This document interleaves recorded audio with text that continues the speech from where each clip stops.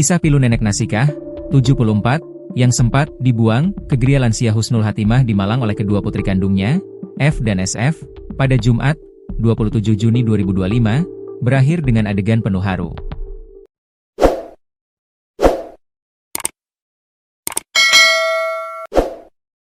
Setelah video kejadian itu viral dan menuai kecaman publik, kedua kakak beradik tersebut akhirnya kembali menjemput ibu mereka, diiringi tangisan penyesalan.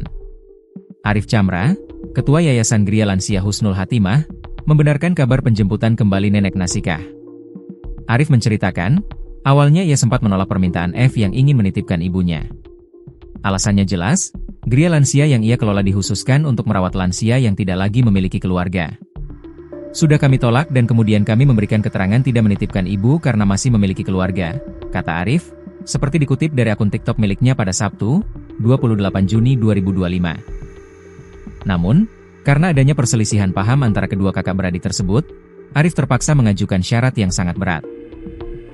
Pihak Gria Lansia bersedia merawat nenek Nasikah, namun dengan konsekuensi anak-anaknya tidak boleh lagi menjenguk, dan bahkan tidak akan diberi kabar jika sang ibu meninggal dunia. Syarat ini diajukan Arif agar niatan kedua putri tersebut urung terlaksana. Itu persyaratan kami buat sangat berat supaya niatan kakak beradik ini tak terwujud, jelas Arif. Di luar dugaan, bukannya membatalkan niat, kedua kakak beradik itu justru semakin berkeras untuk menitipkan ibunya. Mereka berdalih takut jika nenek Nasikah akan terlantar di jalanan karena tidak ada yang merawat. Arif bahkan menunjukkan bukti tangkapan layar, screenshot, bahwa ia telah 2 kali mengingatkan mereka untuk mempertimbangkan ulang keputusan tersebut.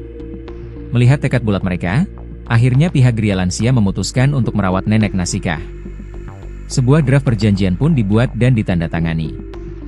Arif menjelaskan, pihaknya tidak berniat membuat kejadian ini menjadi ramai. Namun, mekanisme di Gria Lansia memang menuntut transparansi, termasuk mengenai identitas lansia yang dirawat, demi pertanggungjawaban kepada para donatur.